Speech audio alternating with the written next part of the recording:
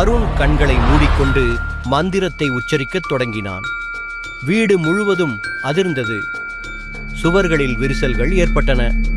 அந்த உருவம் வேதனையுடன் கத்தியது. இது முடியாது, நான் இன்னும் உயிரோடு இருக்கிறேன். சாபத்தின் முடிவு. சில நொடிகளுக்கு பிறகு வீடு அமைதியாயிற்று. கதவுகள் தானாக திறந்தன. சூரியனின் வெளிச்சம் உள்ளே புகுந்து வீடு முழுவதையும் பிரகாசிக்க வைத்தது. அருண் மெதுவாக வெளியே சென்றான். அவன் வெளியேறியவுடன் வீடு மெதுவாக மறைந்தது. முடிவா, தொடக்கமா? அருண் தப்பி வந்தாலும் அவனது மனதில் ஒரு கேள்வி.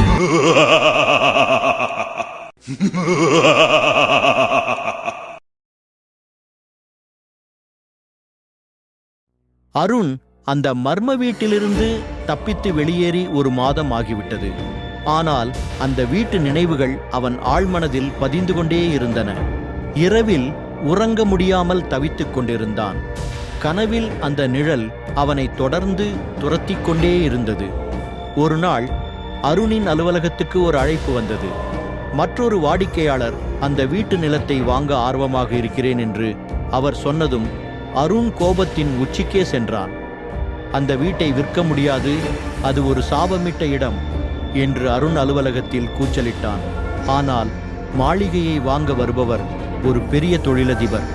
அவர் விலக முடியாத அழுத்தம் கொடுத்தார்.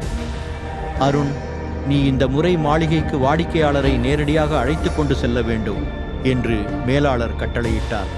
மேலாளர் உத்தரவை புறக்கணிக்க முடியாத அருண் சற்று பயத்துடன் அங்கு செல்ல தயாரானான். அடுத்த நாளே அருண் மீண்டும் அந்த வீட்டின் வாயிலில் நின்றான்.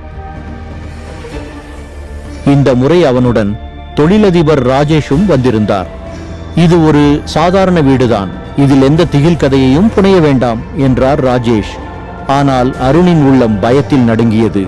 ஆனால் அவர் வீட்டுக்குள் நுழைந்தவுடன் அந்த பழைய காற்றின் குளிர்ந்த தாக்கமும் இடியும் மின்னலும் அவர்களை வரவேற்றது.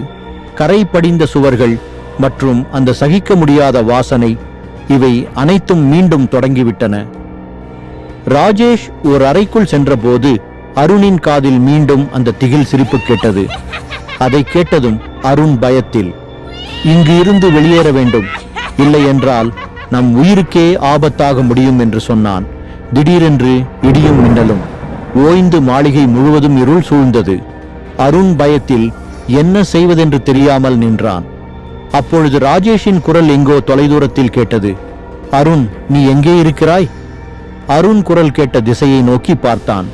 அது அந்த அறை இருக்கும் திசையாயிற்று. அருண் அவனை தேடி ஓடினான். ஆனால் ராஜேஷ் காணவில்லை. அந்த மூடிய அறை இப்போது திறந்து கிடந்தது. அருண் அந்த அறைக்குள் சென்று பார்த்தான். இப்பொழுது அந்த நிழல் அவன் கண்முன்னே தோன்றியது. நீ மீண்டும் தவறு செய்து விட்டாய் அருண், இந்த முறை நிச்சயம் இங்கிருந்து யாரும் தப்பிக்க முடியாது என்று சொன்னது. அருண் ஒன்னும் புரியாமல் நின்றான். ஆனால் அந்த நிழல் ராஜேஷின் உருவத்தை பெற்றுக்கொண்டது. அவரது முகம் வாட்டம் அடைந்திருந்தது. இந்த வீடு இன்னும் சாபம் கொண்டே இருக்கிறது. சாபத்தை நீக்க அந்த புத்தகத்தில் ஏதாவது வழி இருக்கும் என்று அருணுக்கு தோன்றியது. முடிவுக்கான தேடல். அருண் தன்னிடமிருந்த ஒரு சிறிய டார்ச் லைட்டை எடுத்துக்கொண்டு அந்த பழைய புத்தகத்தை தேடி மண்டப அறைக்குள் ஓடினான். புத்தகம் இன்னும் அங்கேயே கிடந்தது. அவன் அதை கையில் எடுத்து பக்கங்களை திருப்பினான். அந்த புத்தகத்தில் இறுதி பக்கத்தில் ஒரு வாசகம் இருந்தது. சாபத்தை முற்றிலும் நீக்க இந்த வீட்டின் அடித்தளத்தில் ஒரு பழைய பெட்டியில் ஆன்ம மரணத்தின் சாவி இருக்கும். அதை கண்டுபிடித்து மளிகைக்கு வெளியில் சென்று அழிக்க வேண்டும். இதை படித்ததும் அருண் வீட்டின் அடிக்கொல்லிக்கு செல்ல ஆயத்தமானான். வீட்டின் அடிக்கொல்லியில் ஒரு சதுர வடிவ கதவு இருந்தது. அருணும் முடிந்த அளவுக்கு தைரியத்துடன் அந்த கதவை திறந்து கீழே இறங்கினான். அடிக்கொல்லி கீழே இருட்டும் குளிர்ந்தத மற்றும் சுவாசிக்க முடியாத காற்றும் அருணுக்கு மரண பயத்தை காட்டியது.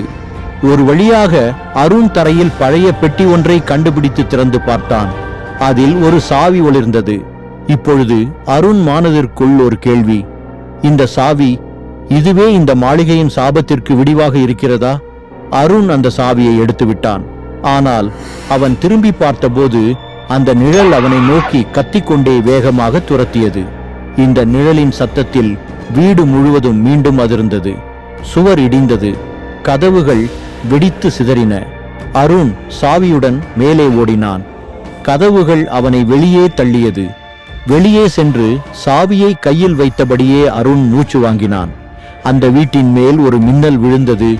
வீடு முழுவதும் நெருப்பில் எரிய ஆரம்பித்தது.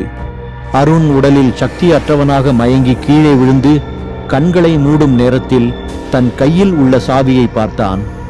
ஆனால் அவன் கையில் உள்ள சாவியை அழித்தால் மட்டுமே அந்த மாளிகையின் சாபம் முழுமையாக நீங்கும். அது நினைவில் இல்லாமல் அருண் இந்த மாளிகையின் சாபம் முடிந்து விட்டதாக எண்ணி மயக்கம் அடைந்தான். அவன் கையில் இருந்த சாவியும் மறைந்தது.